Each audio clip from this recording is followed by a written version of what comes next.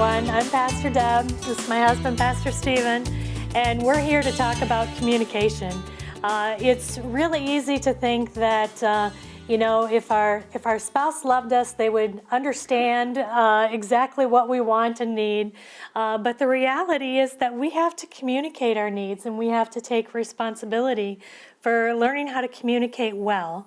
And one of the challenges to communicating well is that we listen in ways that are often deflective. Mm-hmm. So we said last time that the listener often controls how well a conversation is going to go. And this is how you react in the way you listen. This is part of it. And the deflective listening styles, things you do, they're very common, and they're normal ways to communicate when you're having small talk. Yes. If you're hanging out, you met somebody in the waiting room, on a bus, and you're just chatting while you're standing in line, these are normal things you might use, normal reactions you might offer in a conversation. So one of the big ones is to reassure someone that it'll be okay, right? So if you just these sort of key phrases where you say, "Don't worry, it'll be fine. I'm sure you'll make it. You're all good, So You'll do great with that. Yeah. But in many ways, to reassure is dismissive of what the other person is saying.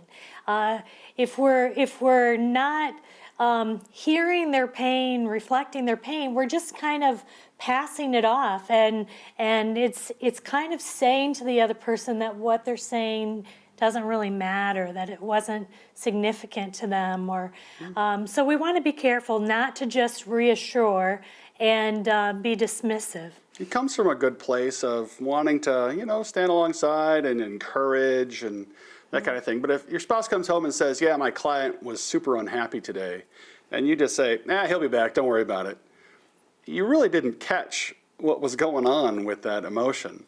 Or if your spouse says, "I waited for the plumber for 2 hours and he never came, he never showed up today," and you just sort of say, "It'll be fine, I'm sure he'll show up tomorrow," you're missing sort of what the heart of what's being trying to communicate to you. The hurt of their day that they're trying to express. Yeah, another way that we can be deflective in the way we listen is that we can start probing. And that's, trying to figure out every piece of information. So like in the example Stephen gave, of saying, I waited all these hours and the plumber didn't show, you could, start launching in, well, did you call him? Did you follow up? Did you do this? Did you do that? And the other person can start to feel like they're being interrogated. And instead of hearing, man, they were struggling with, having to, be tied to the house for all those hours and not have the person come.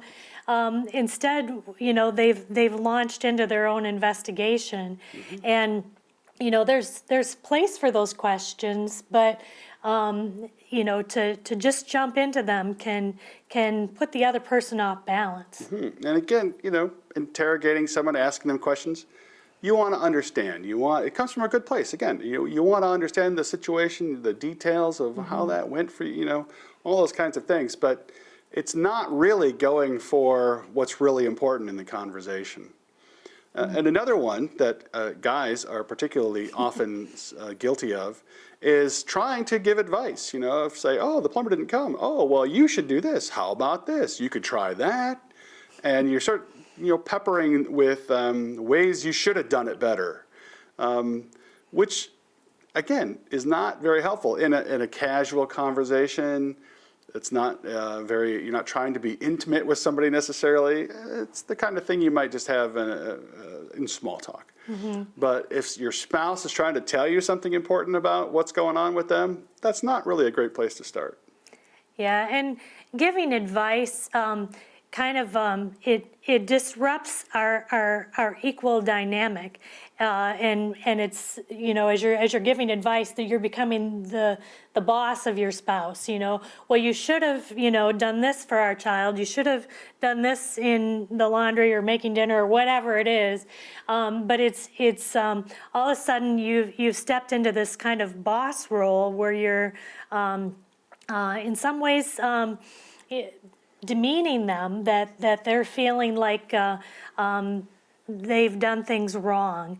And instead of, jumping into giving advice, if we can listen and tune in better, we can be in a better place to be able to share wisdom, as the conversation moves along.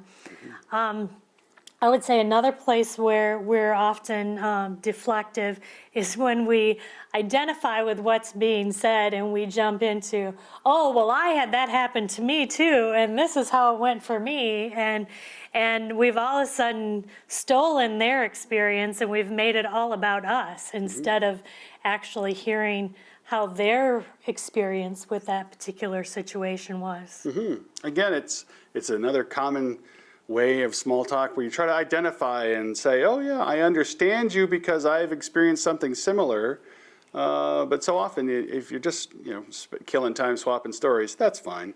But if you're having your spouse is trying to tell you something important, and you start talking about yourself, about my experience, you've stolen the conversation and focused it away from what they were trying to tell you, and it's not a helpful response. Another one is to intellectualize or spiritualize a little too much. It's like, oh, it's kind of like dismissing because you talk about, oh, in the broad scheme of life, this situation you were in, really, that's philosophically, it's similar to this or that. My client was unhappy, and you could respond and say, oh, well, clients could be like that. God is the only client you really have to worry about. That it's not helpful. It might be true, but it's not a particularly helpful way to listen. And we can bring the spiritual into our conversation as the conversation moves forward, but as a starting place, it's important to not jump to the big broad picture, but to just tune into how did our spouse experience that? What was the emotional weight that they are expressing in that moment? And another way that we can really deflect their emotion is interrupting. And so often, as somebody's trying to say something, all these other things are going on around, and it's easy to just, interrupt and bounce off to something else. But it's a gift when we can hear our spouse out and hear what they have to say without jumping in and cutting them off or cutting their thoughts short, but letting them have the opportunity to fully say what's on their heart and mind. And our final deflective listening is to divert to tangents, where you start talking about something else. Say, oh, something else happened to me today, and well, that reminds me, I want to talk about this now. You're sort of stealing the topic and stealing the attention away from the topic they're talking about onto something you want to talk about. And it's not a particularly great way to listen. So what we really want to talk about then is reflective listening. Yeah. What's the good way to listen?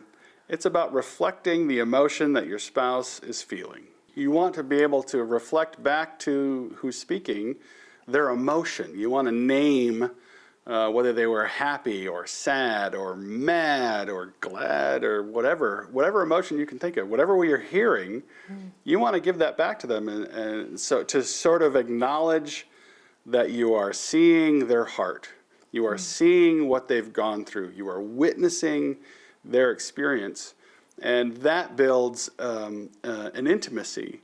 You don't need to understand the details. You don't need to understand what was going on. You don't need, at this moment, to tell them how they could have done it better. You need to hear their hearts. So if someone says, yeah, the plumber didn't show today, and your best response is probably something like, wow, that sounds irritating. I bet you waited for hours. That was very rude. I'm sorry you had to go through that. That's a much deeper and empathetic response than to say, oh, did you call him? Did you do this? Did you do that? Yeah, so being able to name the emotional impact. And I think if we can tune our ears to hear what's the emotion being expressed, being felt in that moment, and be able to name it. And honestly, when we don't get it right, they correct us. Yeah. As we do this with our kids, we'll if we say, oh, that must have been challenging, they'll say, oh no, it was really this and this, but they felt heard, right? Someone's trying to tune in and care about the emotions that are being felt. So don't feel challenged if you don't get the exact emotion right. Just trying to name the emotion shows an earnestness of stepping into the burden that's being shared. And it's a gift to be invited into someone's emotional world, and we want to be good recipients of that gift by carrying that with one another. Mm-hmm. So our best advice for your daily minimum nutrients for your communications and your marriage is to spend time every day, share 3 things about your day and how you felt about it. And in part, what that does is you set aside time to look each other in the eyes and to communicate about your day's experience so that you feel connected in the day and you don't go to bed feeling like you were strangers all day long. But it also gives you a chance to speak about your day and explain things that happened to you, but also to talk about how you felt about it. What was the impact on you? Where's your heart at? Share your heart, articulate your heart. And then your spouse gets a chance to also listen and reflect and acknowledge that they're seeing what's going on with you. So if you spend time every day talking about 3 things that happened in your day and how you felt about it, you will be investing deeply in your marriage. Mm-hmm. So if you're a person who's not quick to speak or to share, this is challenging and stretching, and it's a really great investment. And try to work with your spouse to draw those things out of them. Tell me your 3 things today. What are ways that you felt strong emotions today, and those will be healthy ways that you get your daily multivitamin of emotional growth in your relationship. So that's our challenge to you in this week, and we hope you'll come back and have a conversation with us about what happens when we turn up the heat and start communicating in conflict and managing conflict in constructive ways. Till next time.